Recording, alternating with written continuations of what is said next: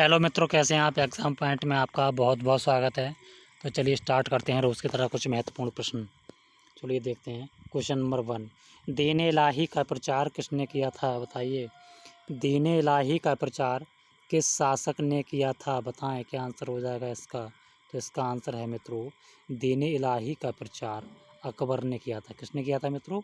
दीन इलाही का प्रचार अकबर ने किया था। किसने किया था मित्रों? अकबर ने। क्लियर। चलिए नेक्स्ट। भारत में स्थानीय स्वशासन को किस वायसराय ने प्रोत्साहित किया था, बताएं। क्या आंसर है इसका। भारत में स्थानीय स्वशासन को किस वायसराय ने प्रोत्साहित किया था, बताइए। क्या आंसर हो जाए इसका। तो इसका आंसर है मित्रों, लॉर्ड रिपन ने। भारत में स्थानीय स्वशासन को लॉर्ड रिपन किसने? लॉर्ड रिपन ने प्रोत्साहित किया था। क्लियर। चलिए। वेदों की ओर लौटो, ये नारा किसने दिया था, बताएं। वेदों की ओर लौटो, ये नारा किसने दिया था, बताइए। तो इसका आंसर हो जाएगा दयानंद सरस्वती। किसने मित्रों? दयानंद सरस्वती जी ने वेदों की ओर वेदों की ओर लौटो नारा दिया था। क्लियर। चलिए नेक्स्ट। भारतीय राष्ट्रीय कांग्रेस की स्थापना के समय भारत का वायसराय कौन था, बताइए। क्या आंसर हो जाएगा। भारतीय राष्ट्रीय कांग्रेस की स्थापना के समय भारत का वायसराय कौन था, बताइए। क्या आंसर हो जाएगा। तो भारतीय राष्ट्रीय कांग्रेस की स्थापना कब हुई थी? 1885 में। कब हुई थी मित्रों? 1885 में। उस समय भारत का वायसराय लॉर्ड डफरिन कौन था मित्रों? लॉर्ड डफरिन कौन था? लॉर्ड डफरिन उस समय भारत का वायसराय था। तो भारतीय राष्ट्रीय कांग्रेस की स्थापना लॉर्ड डफरिन के समय में हुई है। क्लियर। चलिए नेक्स्ट। चाणक्य का बचपन का क्या नाम था। यहाँ पर मिसप्रिंट हुई है मित्रों, कोई बात नहीं है, का होना चाहिए। चाणक्य का बचपन का नाम क्या था, बताइए। क्या आंसर हो जाएगा। चाणक्य का बचपन का नाम क्या था, बताइए। क्या आंसर है इसका। तो चाणक्य के बचपन का नाम था मित्रों विष्णुगुप्त। क्या था? विष्णुगुप्त। तो चाणक्य के बचपन का नाम क्या हो जाएगा मित्रों? विष्णुगुप्त। क्लियर। चलिए नेक्स्ट। सांख्य दर्शन किसके द्वारा प्रतिपादित किया गया था, बताइए। सांख्य दर्शन किसके द्वारा प्रतिपादित किया गया था, बताएं। क्या आंसर है इसका। तो इसका आंसर है मित्रों कपिल मुनि के द्वारा। किसके द्वारा? कपिल मुनि के द्वारा सांख्य दर्शन को प्रतिपादित किया गया था। कपिल मुनि के द्वारा सांख्य दर्शन को प्रतिपादित किया गया था। क्लियर। चलिए नेक्स्ट। NPR का फुल फॉर्म क्या है, बताएं। NPR का फुल फॉर्म क्या है, बताइए मित्रों। क्या आंसर हो जाएगा। तो N फॉर नेशनल। क्या हो जाएगा मित्रों? N for national. क्या हो जाएगा? N for national. और P for population. P for population हो जाएगा आपका। और R for register. R for register हो जाएगा आपका। तो NPR की फुल फॉर्म क्या हुई? National population register. क्लियर। चलिए नेक्स्ट।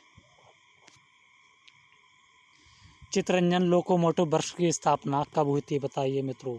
चित्तरंजन लोकोमोटिव वर्क्स की स्थापना कब हुई थी। तो इसका आंसर हो जाएगा मित्रों 1951 में। 1951 में। ये भारत का सबसे पुराना रेल इंजन बनाने का कारखाना है। क्लियर। तो चित्तरंजन लोकोमोटिव वर्क्स की स्थापना कब हुई है मित्रों? 1951 में। चलिए नेक्स्ट। राष्ट्रीय आय के आकलन एवं प्रकाशन के लिए कौन उत्तरदायी है, बताएं। राष्ट्रीय आय के आकलन एवं प्रकाशन के लिए कौन उत्तरदायी होता है, बताइए। तो राष्ट्रीय आय के आकलन एवं प्रकाशन के लिए CSO। कौन मित्रों? CSO केंद्रीय सांख्यिकी संगठन। इसे हिंदी में कहते हैं केंद्रीय सांख्यिकी संगठन। ठीक है। ये राष्ट्रीय आय के आकलन और प्रकाशन के लिए उत्तरदायी है। क्लियर। चलिए नेक्स्ट।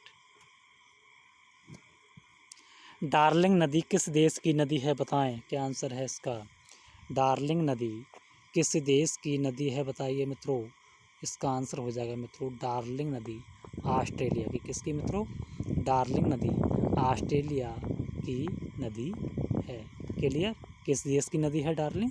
ऑस्ट्रेलिया की। क्लियर? चलिए नेक्स्ट। एक लीप वर्ष में कितने दिन होते हैं बताएं। एक लीप वर्ष में कितने दिन होते हैं? सामान्यतः एक वर्ष में कितने दिन होते हैं मित्रों? 365 दिन होते हैं। और एक लीप वर्ष में आपके 366 दिन कितने होते हैं मित्रों? एक लीप वर्ष में 366 दिन होते हैं। क्लियर? चलिए नेक्स्ट। राष्ट्रीय आपातकाल की घोषणा राष्ट्रपति किस आधार पर करता है बताएं। राष्ट्रीय आपातकाल की घोषणा राष्ट्रपति किस आधार पर करता है बताइए, क्या आंसर हो जाएगा इसका। तो राष्ट्रीय आपातकाल की घोषणा राष्ट्रपति किस प्रकार करता है बताइए मित्रों। मंत्रिमंडल की लिखित सूचना पर। किस पर मित्रों? मंत्रिमंडल की। किसकी मित्रों?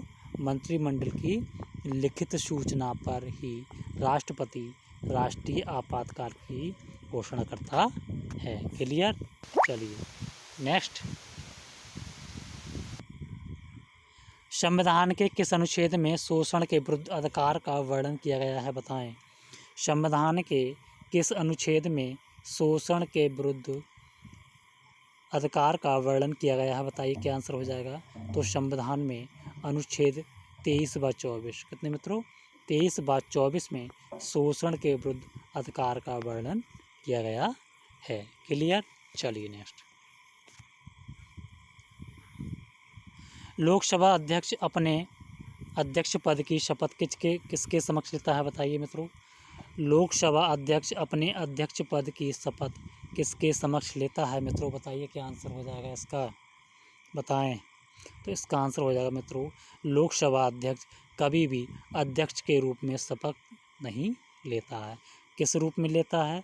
जब वह लोकसभा का सामान्य सदस्य, ठीक है, जब वह सामान्य सदस्य होता है उसी के रूप में वह शपथ लेता है। क्लियर?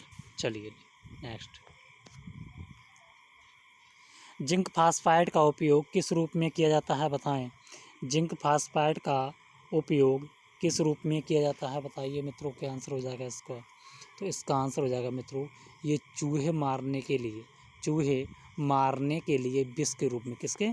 एक विष के रूप में इसका उपयोग किया जाता है। क्लियर? चलिए नेक्स्ट। स्मृति बनाए रखना मस्तिष्क के किस भाग का कार्य है बताएं। स्मृति बनाए रखना मस्तिष्क के किस भाग का कार्य है बताइए, क्या आंसर हो जाएगा इसका। तो इसका आंसर हो जाएगा मित्रों मस्तिष्क के सेरिब्रम, ठीक है, मस्तिष्क का एक भाग होता है सेरिब्रम, उसके द्वारा ही स्मृति बनाए रखी जाती है। क्लियर? चलिए नेक्स्ट।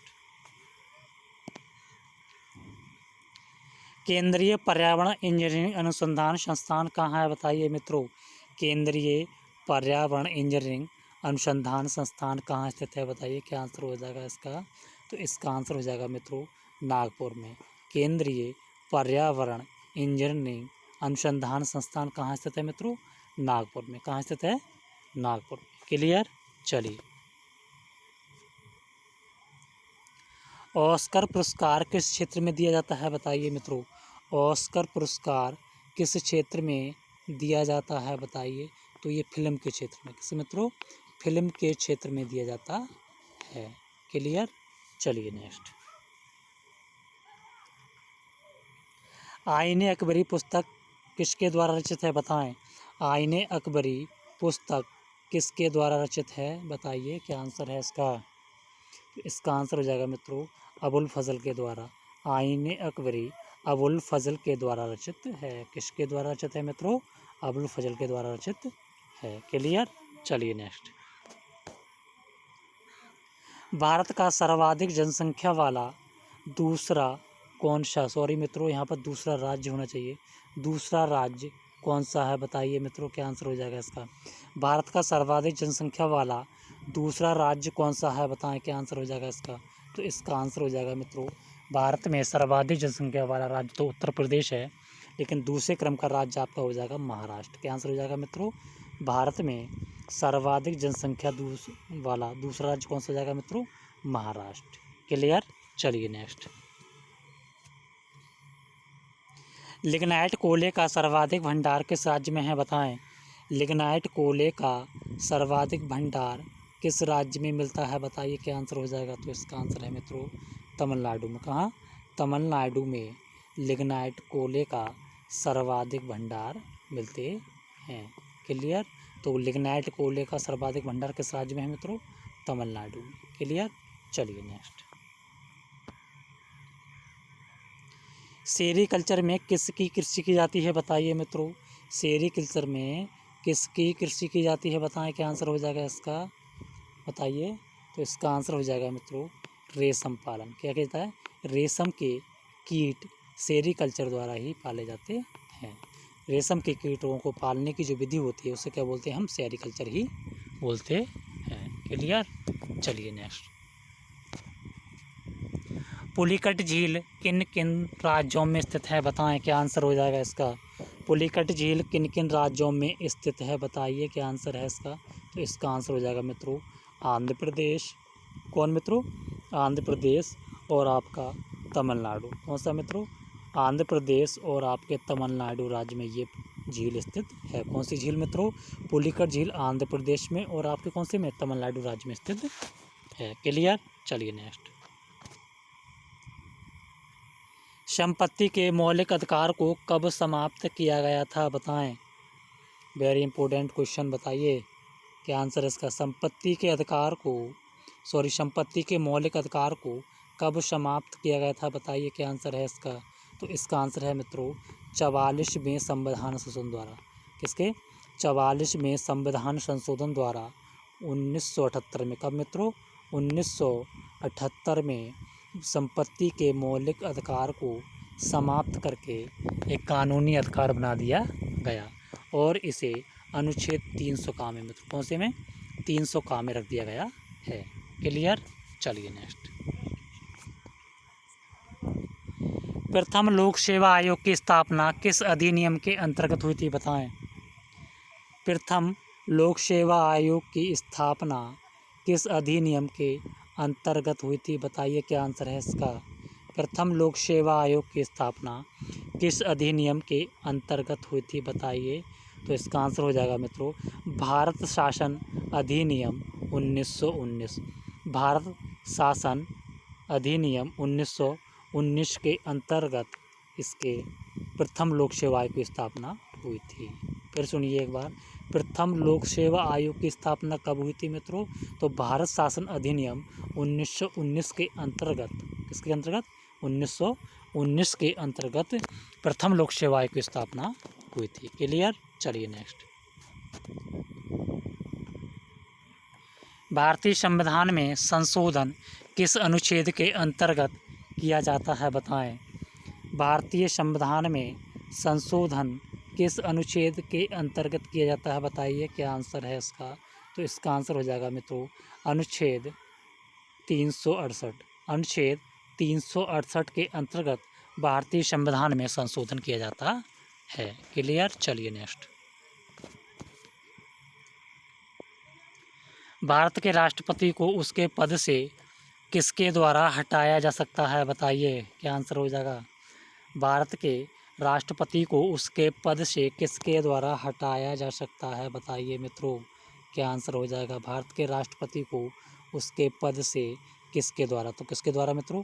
संसद के द्वारा। किसके द्वारा मित्रों?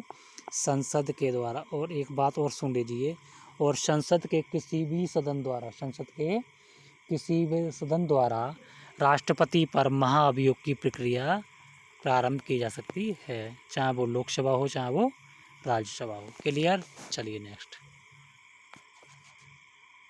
रेलवे किस सूची का विषय है बताएं, क्या आंसर हो जाएगा मित्रों इसका? रेलवे किस सूची का विषय है बताइए, क्या आंसर है इसका?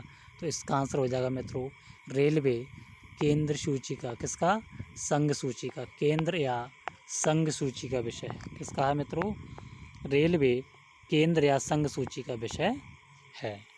क्लियर? चलिए नेक्स्ट।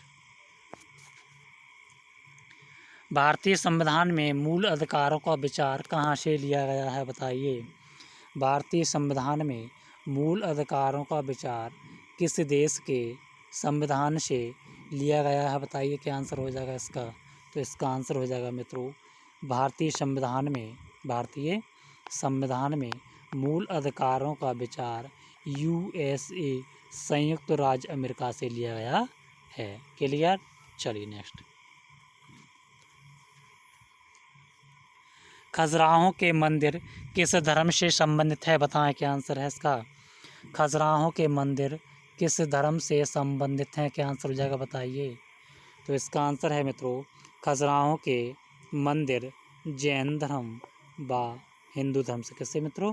जैन धर्म व हिंदू धर्म से संबंधित हैं। किससे मित्रों? खजुराहो के मंदिर जैन धर्म व हिंदू धर्म से संबंधित हैं। क्लियर? चलिए नेक्स्ट। अश्वमेध अश्वघोष किसके समकालीन थे, बताइए मित्रों। अश्वघोष किसके समकालीन थे, बताइए। क्या आंसर हो जाएगा इसका? तो इसका आंसर है मित्रों, कनिष्क। ये कनिष्क के राजकवि थे। किसके मित्रों? कनिष्क के दरबार में रहते थे और उनके ये राजकवि थे। तो अश्वघोष किसके समकालीन हुए मित्रों? कनिष्क के। किसके? कनिष्क के। क्लियर? चलिए नेक्स्ट। सातवाहन वंश का संस्थापक कौन था, बताएं। क्या आंसर है इसका? सातवाहन वंश का संस्थापक कौन था, बताइए। क्या आंसर हो जाएगा इसका? तो इसका आंसर हो जाएगा मित्रों, शिमुक। शिमुक सातवाहन वंश का संस्थापक था। क्लियर? चलिए नेक्स्ट। शक विजेता के रूप में किसे जाना जाता है, बताइए मित्रों। क्या आंसर हो जाएगा इसका? शक विजेता के रूप में किसे जाना जाता है, बताइए मित्रों। क्या आंसर है इसका? तो शक विजेता के रूप में चंद्रगुप्त द्वितीय। किसको मित्रों? चंद्रगुप्त द्वितीय को जाना जाता है। क्लियर? चलिए नेक्स्ट। गुप्तकालीन स्वर्ण मुद्रा को क्या कहा जाता था, बताएं। क्या आंसर है इसका? गुप्तकालीन स्वर्ण मुद्रा को क्या कहा जाता था? क्या आंसर हो जाएगा इसका? तो गुप्तकालीन स्वर्ण मुद्रा को दिनार कहा जाता था। क्या कहा जाता था मित्रों? दिनार कहा जाता था। क्लियर? चलिए नेक्स्ट। तैमूर लंग ने किस वर्ष भारत पर आक्रमण किया था, बताइए मित्रों। तैमूर लंग ने किस वर्ष भारत पर आक्रमण किया था, बताइए। क्या आंसर हो जाएगा इसका? बताइए।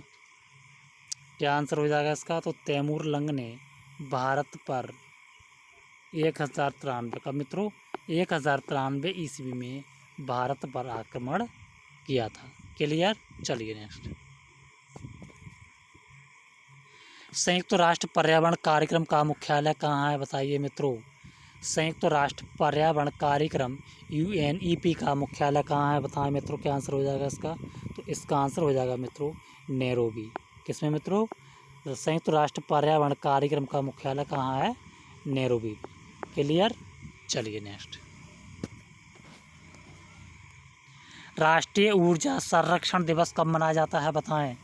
राष्ट्रीय ऊर्जा संरक्षण दिवस कब मनाया जाता है, बताइए मित्रों। क्या आंसर हो जाएगा इसका? तो इसका आंसर हो जाएगा 14 दिसंबर। प्रत्येक वर्ष 14 दिसंबर को राष्ट्रीय ऊर्जा संरक्षण दिवस मनाया जाता है। क्लियर? चलिए। आयरलैंड की राजधानी व मुद्रा का नाम क्या है, बताइए मित्रों। क्या आंसर हो जाएगा इसका?